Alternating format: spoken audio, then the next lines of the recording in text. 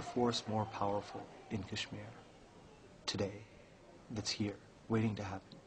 And that force more powerful is a nonviolent movement.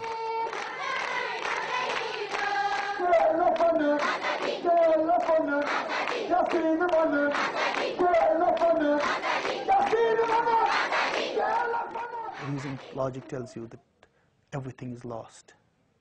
But who cares?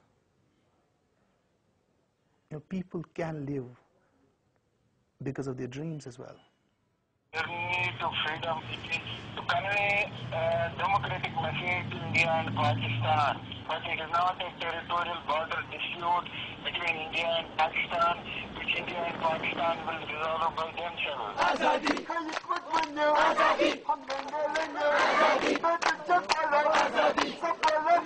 When you talk about Yasin, I love him because he put his gun down. He wanted to talk in a peaceful way with both the countries, India and Pakistan. The purpose of this process is to create a non-violent culture in Kashmir, to promote a non-violent movement in Kashmir, democratic non-violent movement in Kashmir.